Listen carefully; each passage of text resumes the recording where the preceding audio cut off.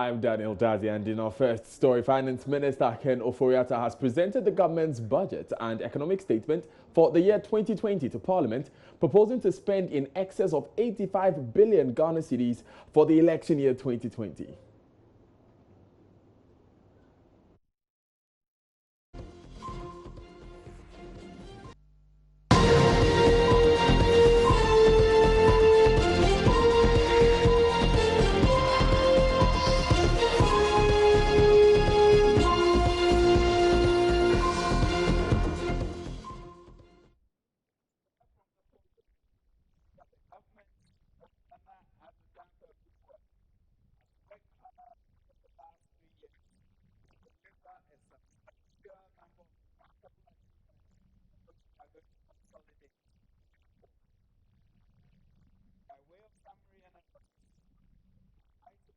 The intervention by government to save depositors and investors whose funds were locked up or failed financial institutions has been very costly.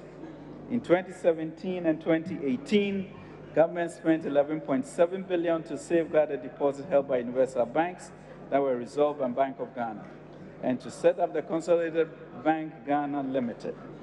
These amounts were mainly through the issuance of government debt to both GCB Bank and CBG. This year, government had to again intervene to provide relief to depositors when the Bank of Ghana revoked the license of 347 microfinance institutions, 15 savings and loans, and 8 finance houses. The total bailout cost estimate for this exercise was 2.4 billion.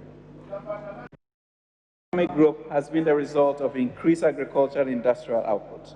As a result of the successful Planting for Food and Jobs program, agricultural GDP growth has increased from 2.9% in 2016 to 4.8% in 2018 and projected to reach 6.4% in 2019.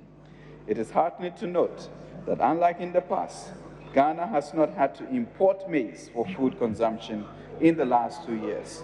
Industry has also seen a recovery, with industry growth increasing from 4.3% in 2016 to 10.6% in 2018 and projected to grow to 8.8% in 2019. This, Mr. Speaker, is real change. Lending rates are still high. Improvements in macroeconomic environments alone will not bring interest rates down.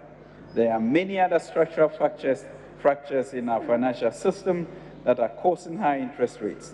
In addition to sustaining macro stability, government is actively working to remove these structural bottlenecks to support lower interest rates. Mr. Speaker, it was clear after taking office that we had inherited a financial system tottering on the edge of collapse, which was known to the previous government, but was negligently left unaddressed.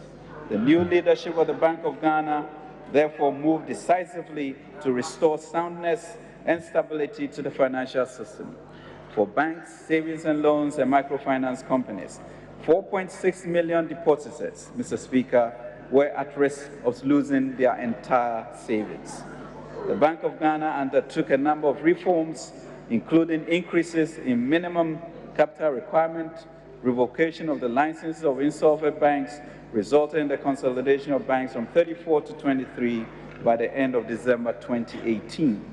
Consequently, we now, Mr. Speaker, have a banking sector that is well capitalized, liquid, and well positioned to improve the flow of funds in the economy and to drive private sector-led growth and development. This unexpected fiscal cost of the cleanup has thus far cost the taxpayer over 13 billion Ghana cedis in order to save the deposits of banks, savings and loans, and microfinance companies. It has also led to an unplanned and one-time increase in Ghana's debt stock. And in Kosovo and in Carbon budget, in which he proposes massive investments in infrastructure, especially roads and hospital upgrades. We'll be getting more details of what the Finance Minister said